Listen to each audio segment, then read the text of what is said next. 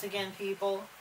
So I thought today, I was listening to somebody play this Gershwin tune. They can't take that away from me, and I was like, well, you know what? I could do a quick version of this. I've never really played it before, so I learned it real fast and came up with this arrangement and decided to do some improv and and I'll go over that in a bit. But I thought what I would do is actually just teach you to play this arrangement, this song, explain some of the theory behind it, and then maybe go into some of the two-handed techniques, the tapping and stuff like that. Kind of give you insight into what I'm doing when I do a guitar arrangement, like a solo guitar arrangement. And I promise this time, no explosions of any kind.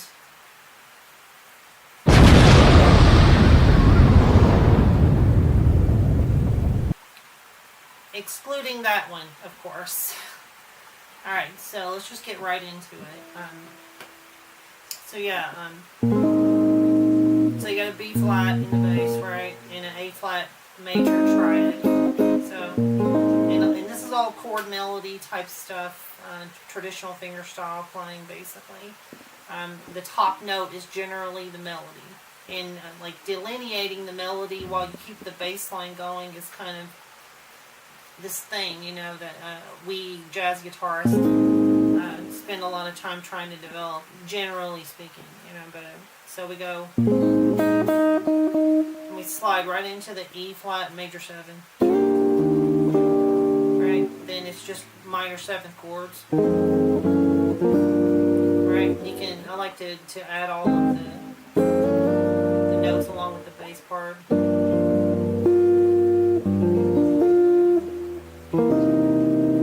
Right? Into a C7 sharp 9. You can even do that,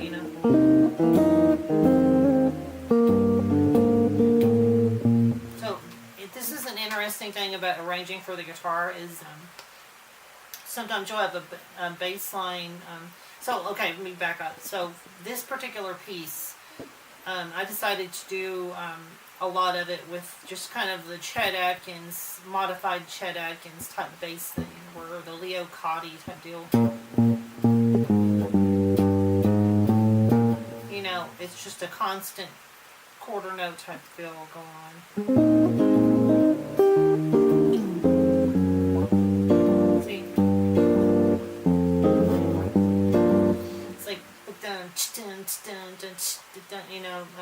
Little syncopations and things.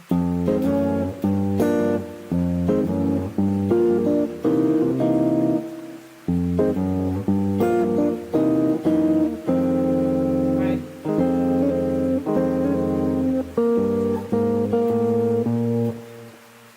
Tricky stuff, because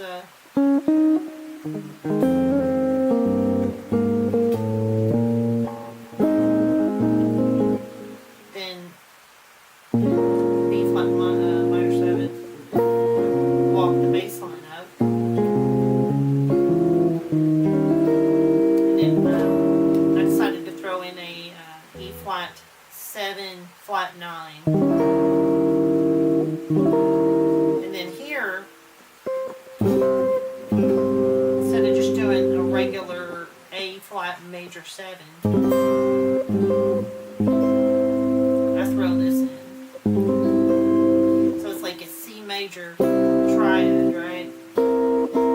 But it's actually got a C7 in the top of it. So A flat in the bass, it resolves to a C7. And the C7 with an A flat in the bass. So that note,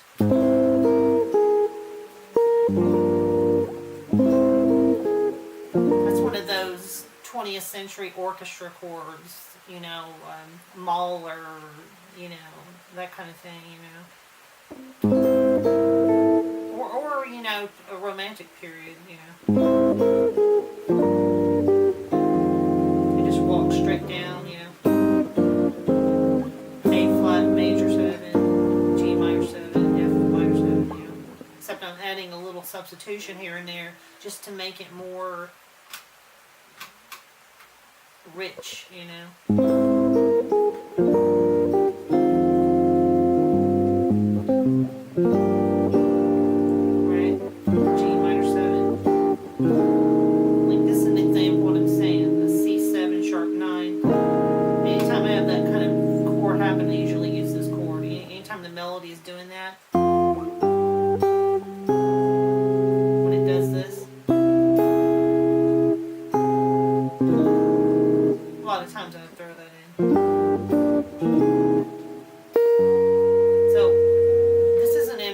Stretch. Most players, they would try to do this, right? And there's nothing against playing in proper position. I have nothing against it. Sometimes I use it myself for a different type of articulation, or when I don't need the bass notes with the thumb up here. But other times it's just impossible to grab stuff comfortably like this. See? I'm literally, I don't have to adjust my hand like it's more economy of motion, and I don't see what the big deal is anyway, because like classical players sometimes do this, the thumb on top of the neck, so they'll put the thumb on top of the neck but never over here, which doesn't really make a lot of sense to me. This is an electric guitar, right? So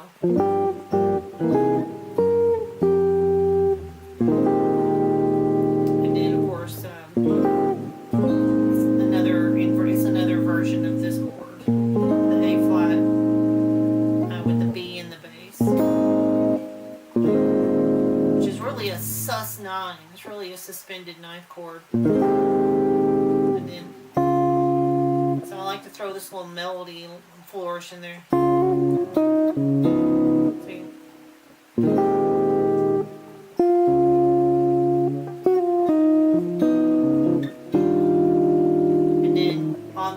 Fitzgerald, Louis Armstrong version of this song, they go into, you know, D minor to A7 altered, an altered dominant, that is. The real book says something different, you know, but I'm just doing it the way I heard them do it, okay? And then this is straight up Chet Atkins type of B section.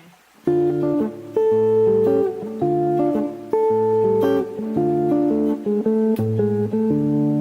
know, and that's just.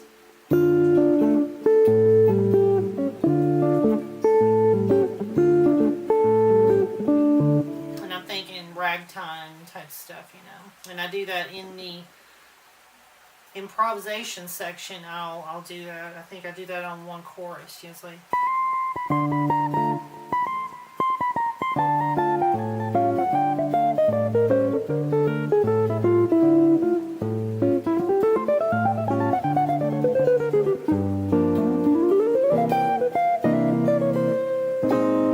Alright, anyway. Let's not get sidetracked. And then, you know, obviously G minor 7 to C7, and then we modulate, you know, back to the chord.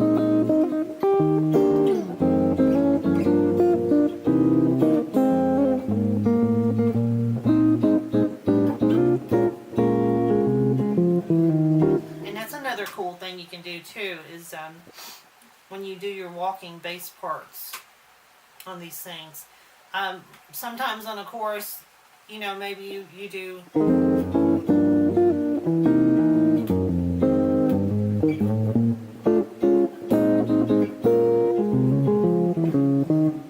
like you use it as call and answer, call and response, you know, so like the bass part would be, you know, in response to what the chord melody section is doing.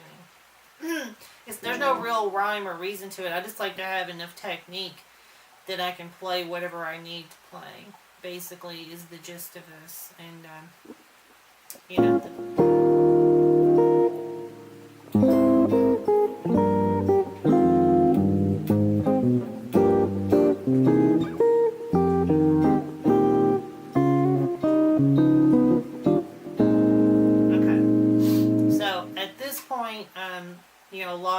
players would be doing stuff more traditional with this.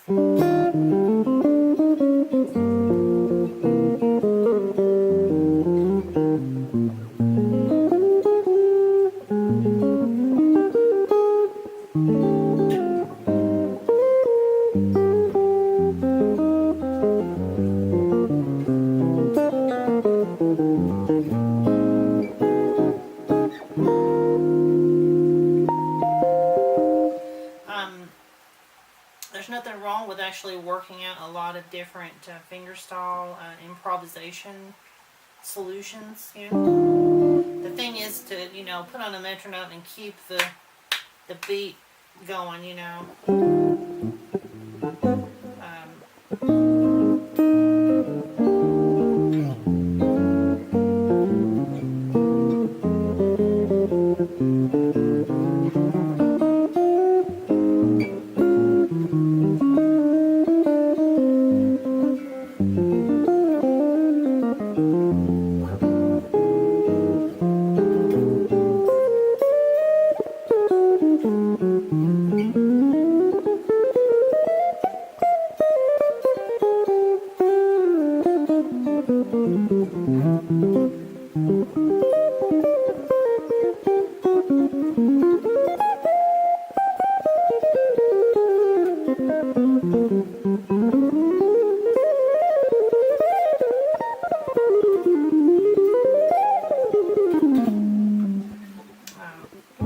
Work all your technique out.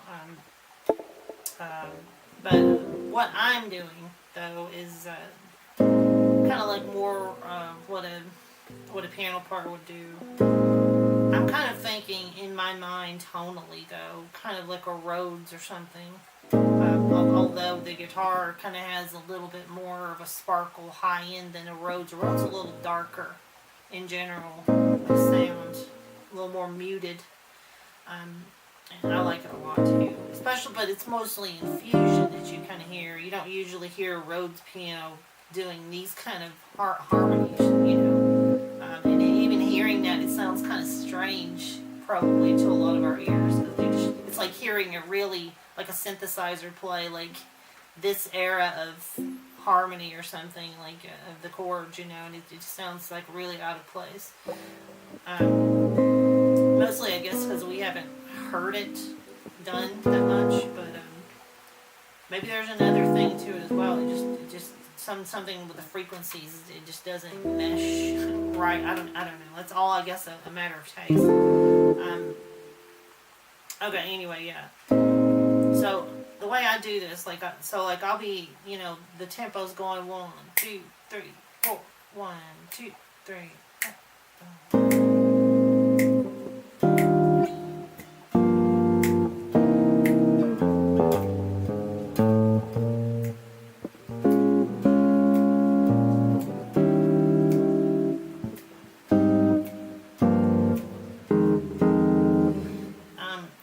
Those kind of chords. And I'm kind of thinking, how does it, sometimes they overlap the lead part. Okay, so people have asked me questions about this a lot, like how do you do this, how do you do that?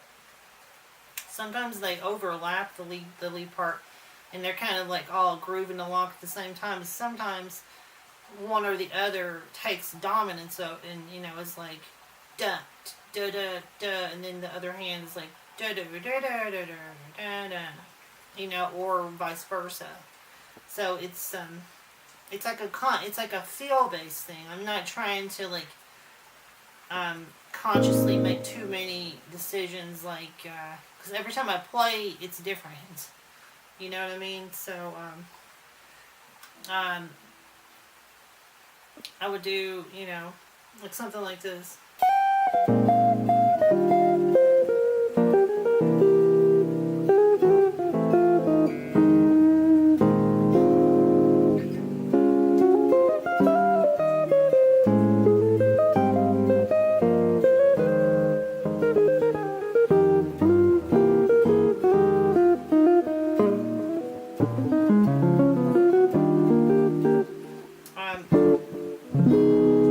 So like the D flat 7 chord, which I've heard different people use this, leading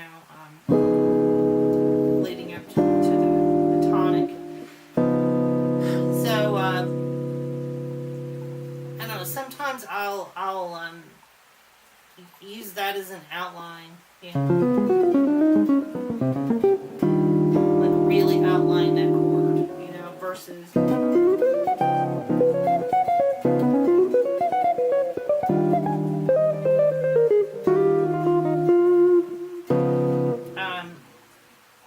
I don't really know why.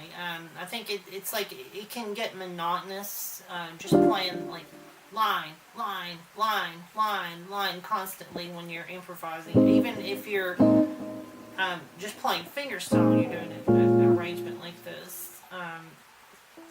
The tendency is to like I'll play a line, stop, and then play some chords, play a line, play some chords, play, like that.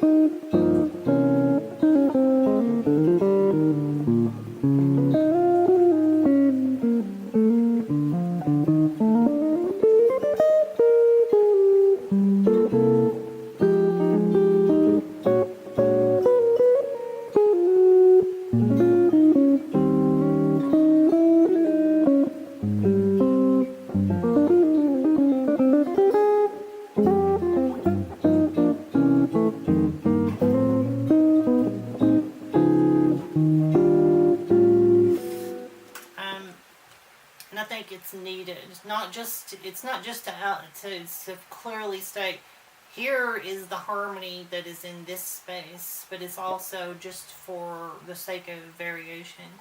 Now, some players would shed a tune enough and like really almost play all the lines, and a lot of stuff they've worked out obviously as if it were like a classical etude. And I think that's fine, that's great. I do it sometimes too, but I kind of pick and choose where to do that, because that's a very specific kind of a sound, so in that particular case, you can kind of think of it as like theme and variation. So, and I am thinking like theme and variation in this tune, believe it or not. Like, but it's a little more subtle than like some of the arrangements I've done before. Not even arrangement, because that's just improvisation. Some of the other pieces that I've done before are just total improvisation. They're just like I know the chords, the melody, all the little motifs, whatever little things that I've kind of like loosely worked out, and then I just kind of on the spot piece it together and go crazy with it. Maybe do counterpoint, do Bartok or Hindemith style harmony, or think about multiple things happening at once, like Stravinsky or whatever, like any jazz pianist that I admire, like Chick Corea or Brad Mehldau or something like that, like what can I do,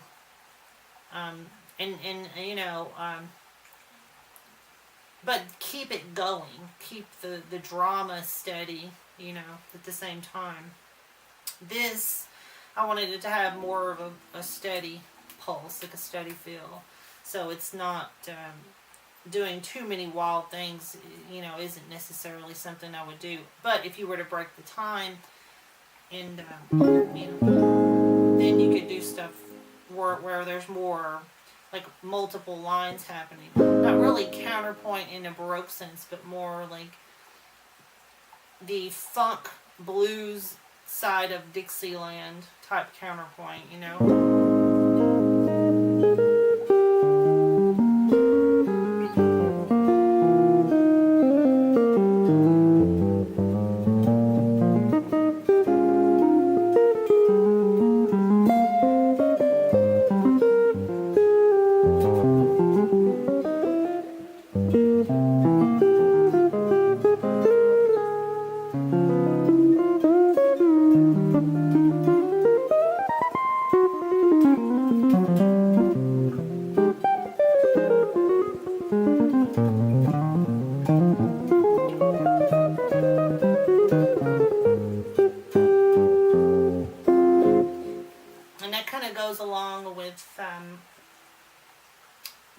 learning to walk bass on something while you're improvising with it. Because, but again, that's a different kind of a thing than what I'm trying to do there. But these are all considerations. It's about it's just about musical textures, taking different musical texture ideas, and then working out like how you would implement it.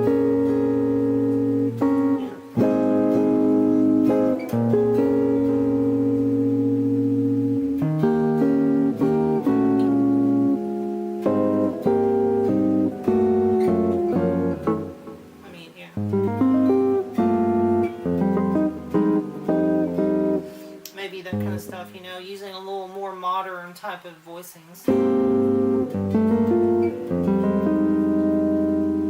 in places and things like that. I do that. I did that in one of these. I have 2 takes of this that I was planning on keeping, and I haven't decided.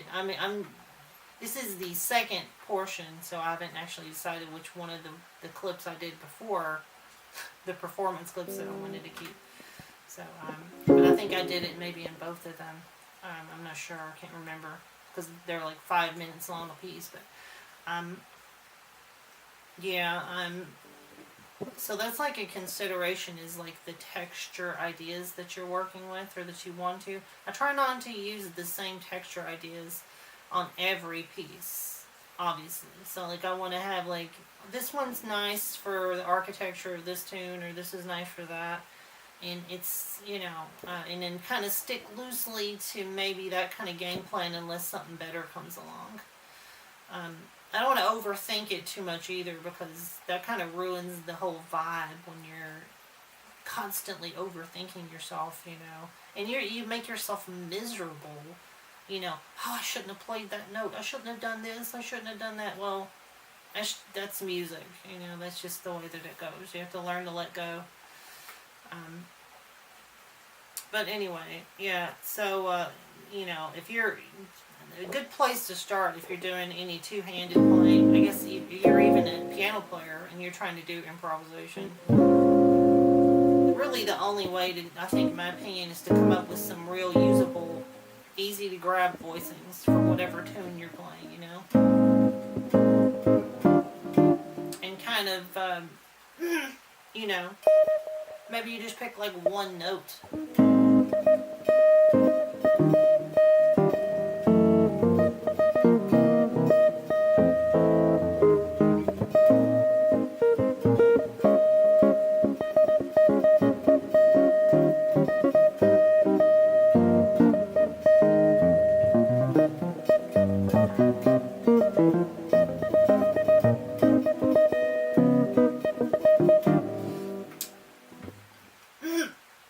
And we're really just trying to come up with some rhythms stacked on top of rhythms, while at the same time your muscle memory is getting like, because you can't look at that. You cannot spend time looking at what you're doing when you're comping. It's just got to be like, so that you can fully concentrate on what the other hand is doing,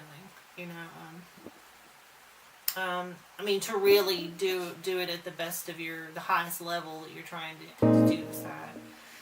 I oftentimes when I'm learning a tune, I can do it, but it's not the same thing as like knowing the chords. Like you've really got it, muscle memory, and you're not thinking about it. Because then I can be using, I guess, another part of my brain to think about what I'm going to do coming up, rather than using your brain power to make sure you nail that chord progression in the moment.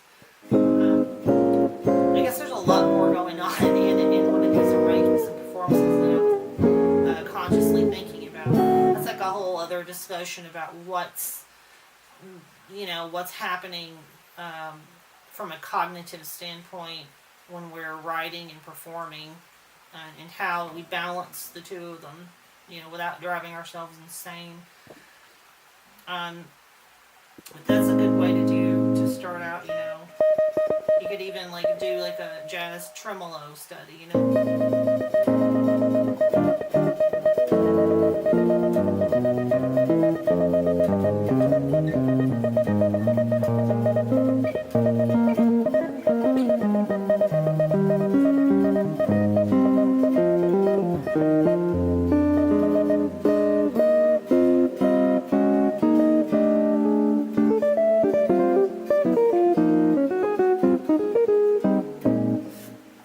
Like this, it's another thing that I just reminded myself about, is that when I first was, a long time ago, was starting to figure this out, I would actually do stride piano type stuff, you know,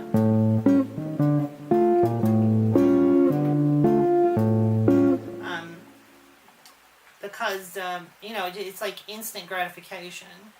You can hear that you're in time. You can hear when something works and when it doesn't.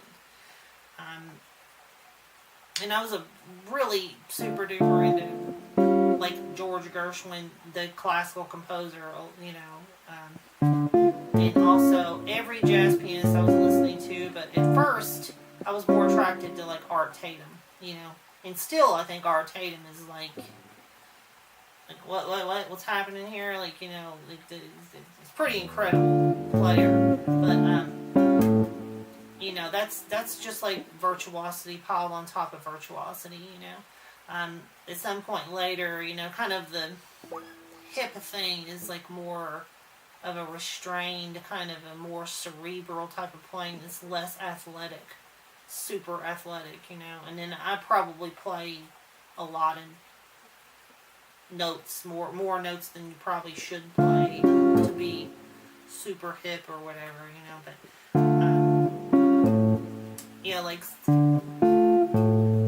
the anyway, the stride piano thing really seems to help get it all together, because you can sit there and go,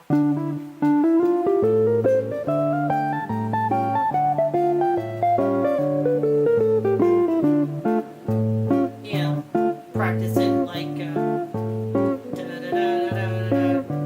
like you're swung eighth notes, and then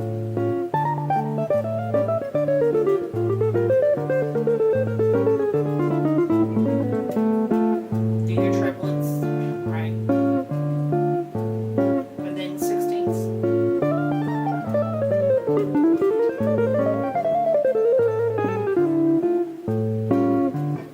And that's takes a long time to really develop it on guitar. Kind of on piano too, to get the fingerings down where you're really fluid with your brain and your improvisation, your brain to muscle memory interface is worked out where you can, you know, you have the right touch and the right response with the left hand and all that. But so I've been meaning to mention this. I think I do all the time, kind of mention it, but not in a video. I tend to use a lot of pull-offs, especially when I'm playing, like, unlike a lot of other tap players, they just do all hammers, and that's fine. It's just that I try to avoid doing too much of that because of the articulation. It becomes like a harpsichord or something, you know, and I want it to have more articulation, fluidity, kind of a more guitaristic sounding thing, you know. And actually, Pat Metheny, I was listening to this Pat Metheny interview. We were talking about, like, what's the deal with most players, you know? And it's like he was like demonstrating a pick. You know, people are like da da da da da da, and like I respect players that play like that. I like to listen to it, but I don't like to hear myself doing that or sound like that. It's just not. You know, it's not my thing. But, you know, Pat Metheny plays with a lot of legato phrasing. It's kind of a hybrid approach. It's like a legato and picking thing. So it can be one or the other or both, but it's usually like a mix of the two. And I think that's the right thing, because it gives you a wider breadth of articulation. So you're not hearing the same types of phrases being... in terms of the articulation being repeated. And it kind of helps you free yourself up from playing too many patterns or licks. And we all get stuck in those ruts, right? But if I'm playing sixteenths downward...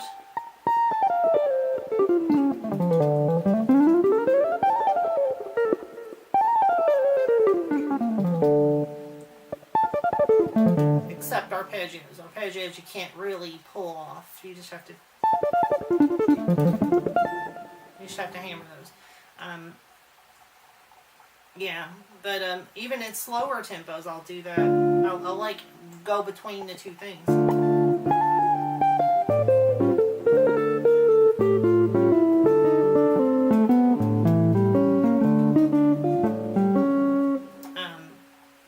You know. So yeah, I'll typically go between, you know, playing more sort of staccato. I'm still sort of slurring it a little bit. I'm kind of, you know, there's two different levels of slurring it, right?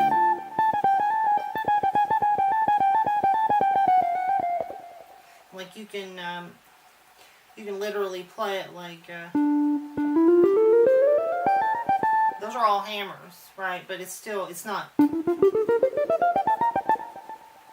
you know, and it's not this either.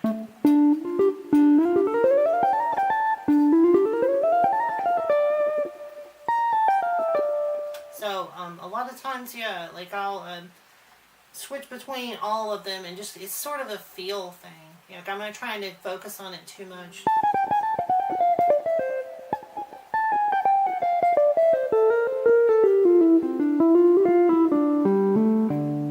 Right?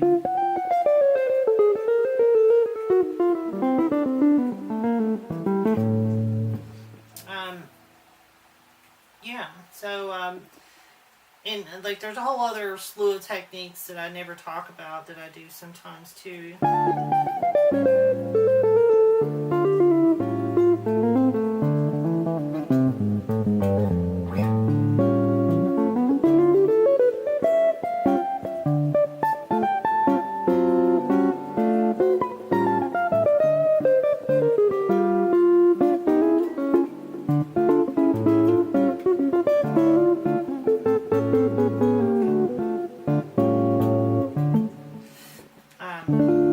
You know, like where, like I was just doing.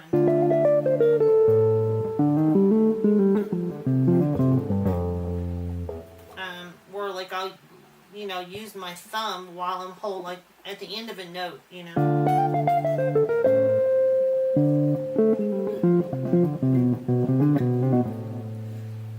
And just play like normal type picking, fretting type things. But it's, you know, I'm plucking with my thumb up here on the neck. And the reason why is because tapping a note, you get a real nice balance, okay? If you're like, for example, playing a chord or a bass line, a walking bass line or something, over here with the left hand, generally speaking, because the distance of the frets, and sometimes with the kind of things you would want to do, you can't hit the note as hard as you would want to hit it when the frets are closer together, like say up here, right? And then you have to consider that your right hand is kind of overhand hitting the neck, versus here, you're gripping the neck. Here, you're hammering. Here, you're more or less gripping the neck. Right? So it's not going to be a strong emotion in many ways. But you can make up the difference when you want to accentuate that by just picking the notes like you normally would. So I have a lot of these techniques that I do like that. And a lot of it's just real practical stuff. But anyway. So I'm getting back to this.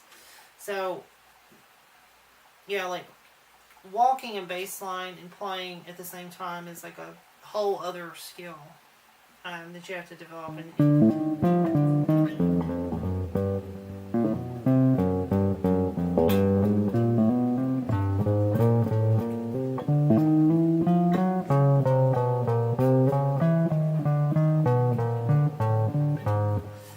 And that all is dependent on whether or not you even know how to properly walk a bass line. It's like there's approach notes. we're playing in the key.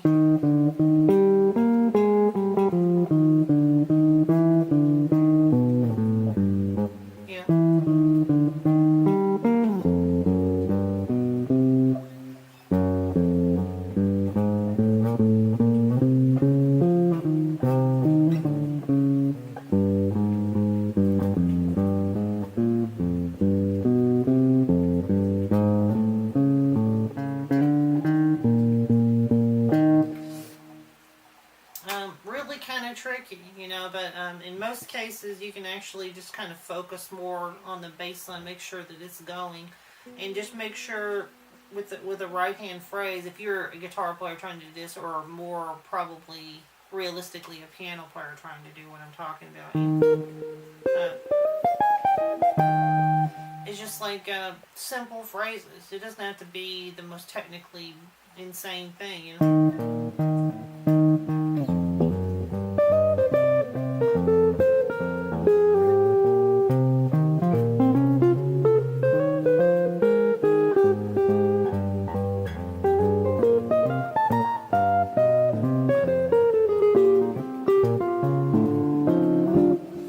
if you land on a chord that's kind of outside the normal scope of the harmony like that, I usually just play the chord. So there's no ambiguity about what's happening. But not always. Sometimes the ambiguity is good the way that it is. Yeah, so that's pretty much it. It's kind of like an insight maybe into like how I do arranging, or what my thought process is. I thought I would, I literally just learned this tune. I've heard it before, but like I never really tried playing it. I learned this tune a couple hours ago, and I was like, wow, this actually is sounding pretty good already, so let's just do a quick lesson on this and kind of explain my guitar arranging and improvisation thought process. Maybe everybody will dig hearing it, but that's pretty much it. Yeah. So maybe